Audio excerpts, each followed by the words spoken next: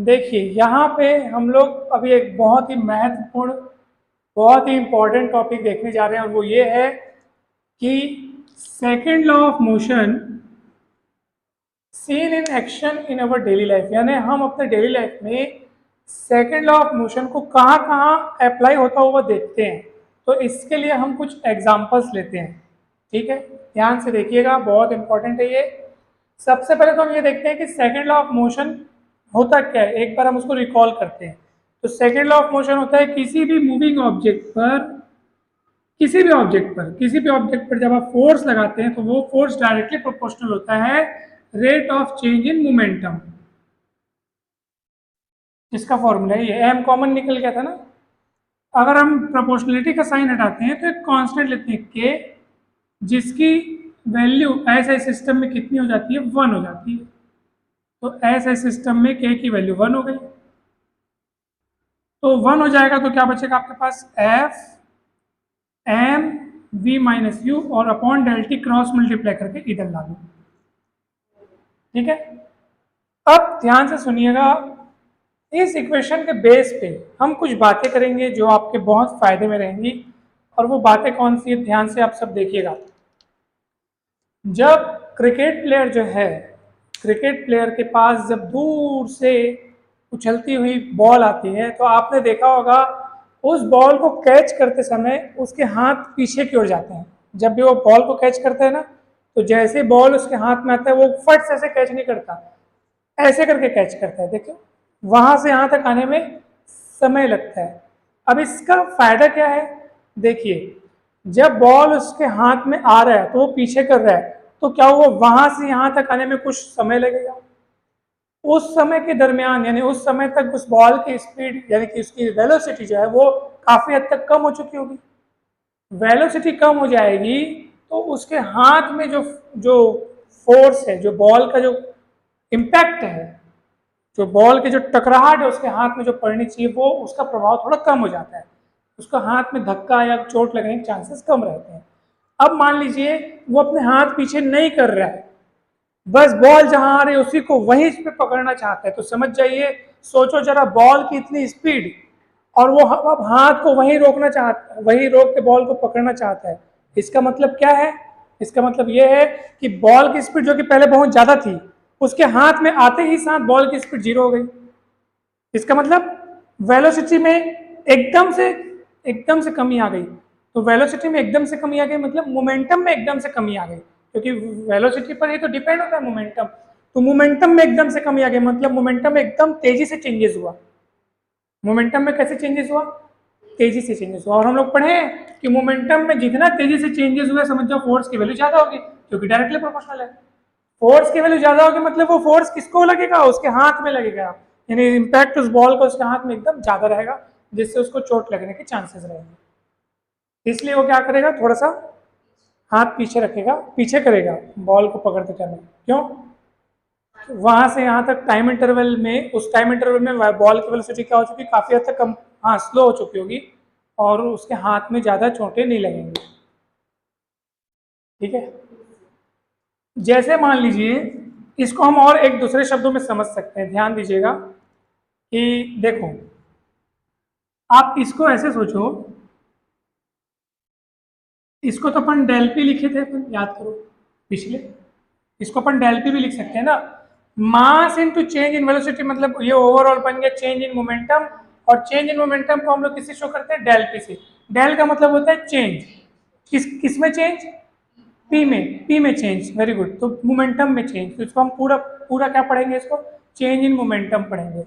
और ये मैं डेल्टी को वापस नीचे ले जा रहा हूँ। ठीक है, यहाँ से आप ना इसको थोड़ी देर के लिए इसको भूल जाओ, आप इसको देखो।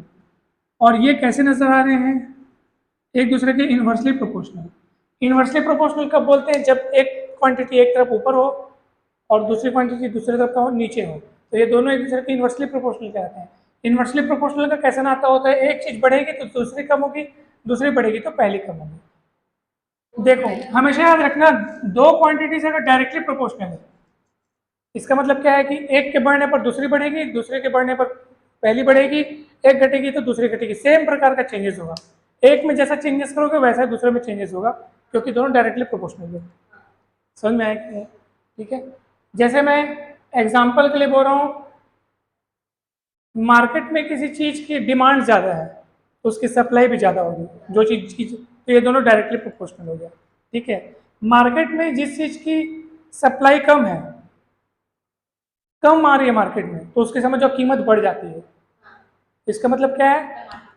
नहीं नहीं, हाँ, जो भी एग्जाम्पल, इसका मतलब क्या है कि मार्केट में उस चीज़ का उपलब्ध होना, उसकी अवेलेबिलिटी और उसका अगर प्राइस की बात करें तो दोनों एक दूसरे के इन्वर्सली प्रोपोर्शनल होगा। क्यों? वो चीज़ जितनी कम अवेलेबल होगी उसका प्राइस उतना ज़्यादा होगा, और जो चीज़ हर दुकान में मिलेगी कम होगा। तो इन दोनों में कैसा रिलेशन है? इन्वर्सली प्रोपोर्शनल का। समझे? तो दो क्वांटिटीज में इन्वर्सली प्रोपोर्शनल का रिलेशन कब होता है? जब एक के बढ़ने से दूसरी घटे और एक के घटने से दूसरी बढ़े। और डायरेक्टली प्रोपोर्शनल का कैसे कब नाता होता है? दोनों सेम प्रकार का नेचर शो करें। तो डायरेक्टली प्रोपोर्शनल वाले से आमने सामने दिखेंगे, इन्वर्सली वाले से उल्टे में नजर आएंगे। अभी एफ और डेल्टी कैसे नजर आ रहा है?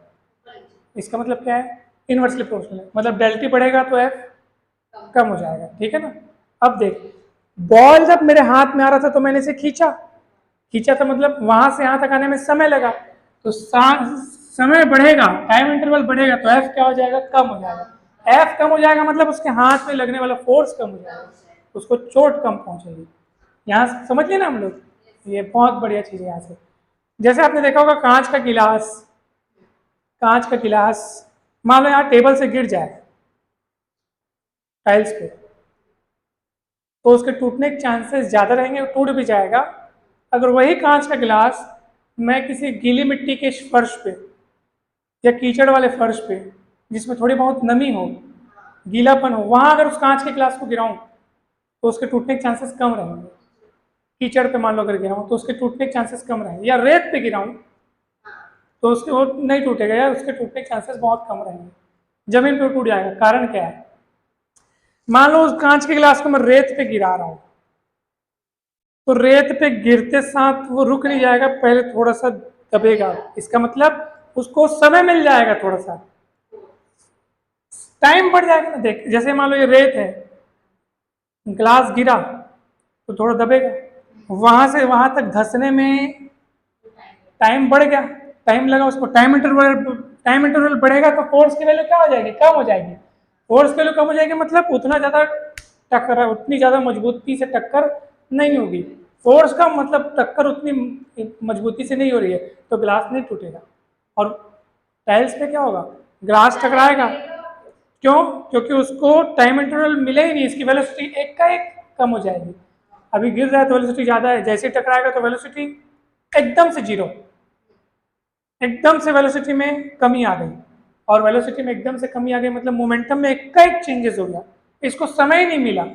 तो टाइम इंटरवल एकदम कम है, एकदम कम है, तो फोर्स एकदम क्या हो जाएगा? ज्यादा हो जाएगा। फोर्स ज्यादा होगा मतलब टक्कर ज्यादा होगी, इसलिए टूट जाएगा। समझ में आया खेल? तो ये खेल है। अभी मैं आपको, तो ये था हमारा सेकंड लॉ ऑफ मोशन का, हम अपने डेली लाइफ में क्या एक्शन देखते हैं, उसका कहाँ प्रभाव देखते हैं। तो समझ में आया पक्का अच्छे से? इसके और भी बहुत सारे एग्जाम्पल्स हैं जिनको आप कर सकते हैं। ठीक है, जैसे हम ही ऊंचाई से खड़े होकर कूदते हैं, हमको चोट लगती है। और हम अगर पानी में कूदें, रेत में कूदें, घास या पैरे में कूदें तो चोट लगती है क्या? नहीं लगती है। कहाँ लगती है? काहे को?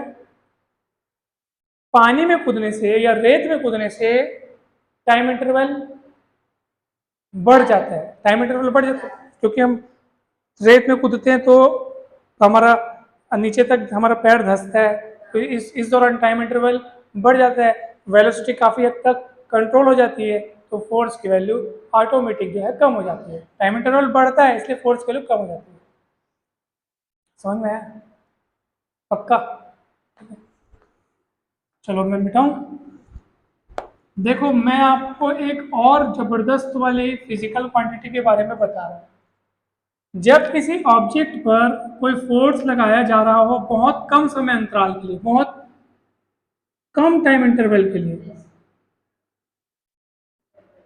जब किसी ऑब्जेक्ट पर कितने समय के लिए फोर्स लगाया जा रहा है? बहुत कम समय, मान लो बहुत कम समय कितना है? डेल थी। तब फोर्स और वो जो समय जो टाइम इंटरवल है, फोर्स और टाइम इंटरवल का जो प्रोडक्ट है उसको हम लोग बोलते हैं इम्पल्स। क्या बोलते हैं? इम्पल्स। याद रखना, ये नया चीज है। क्या सीखा हमने इसमें? जब किसी ऑब्जेक्ट पर फोर्स लग रहा हो बहुत कम समय के लिए, तब फोर्स और वो टाइम इंटरवल के प्रोडक्ट को बोलते हैं क्या चीज? इम्पल्स। इसको टाउ से डिनोट करते हैं। किससे? टाउ। उल्टा जे बनता है, जैसे सीधा जे, इसको उल्टा जे से डिनोट करते हैं, टाउ।